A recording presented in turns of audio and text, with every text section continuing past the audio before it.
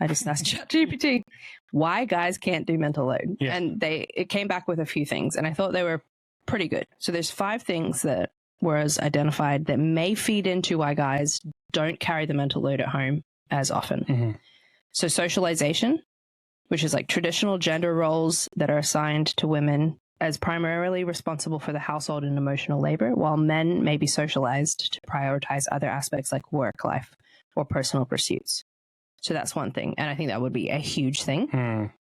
And like you said, probably changing as we go forward. Second, lack of experience. Men might not have firsthand experience with the mental burden of managing multiple tasks and responsibilities, especially if they haven't been actively involved in the household and caregiving duties. So as we've also identified before, mums, when you have a child, there's so much, even just physically, that is just automatically, the mum is just automatically kind of fed right into that role. Being pregnant, giving birth, breastfeeding, the connection that you have with your kid, not that the dad doesn't have it, but there's just this level of comfort that the mum provides for the baby in the first year that is often very special. So you're just very quickly put right into that role naturally.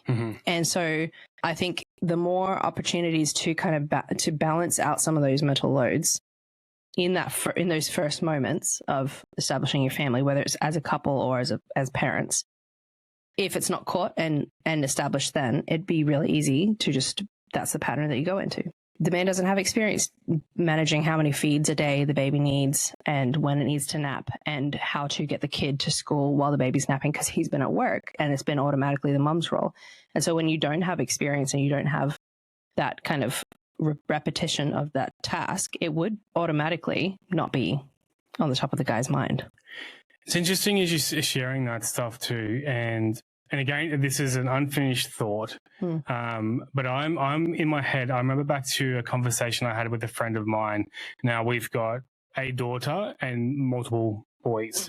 He has a daughter and multiple boys, and me and my mate were making this observation that our daughter. So I believe for us, we've given equal responsibility amongst our kids, and especially looking after our youngest. You know what I mean? We encourage them all to feed him, to, get his clothes, to like get him off the window because he's climbing up the window or out the doggy door, whatever else. I feel like we've actually tried to really, I feel like we've done a pretty good job in sharing a load across all of them. But our daughter, who is the third oldest, I feel naturally sees things and that sort of forward projection stuff. Either she's maybe observed it from you, I don't know what it is, but both of me and my mate were both saying that we see this natural maternal or womanal, whatever we decide to call it, coming out in our daughters already, and they're so young.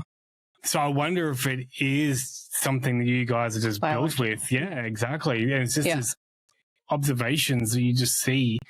Yeah. Or something. I don't know. That was just really fascinating because you look at it at such young ages. I'm like, but I'm already seeing that. Yeah. And she has not been taught more than our oldest. I think it's really important to say that just because one partner is more natural at that, and usually it will be the female, that is not a bad thing. Like, I don't think at all it's bad that I'm more naturally tuned into these things. The reason this conversation is important is that these things can go unsaid. And actually there's a big aspect of it not being noticed.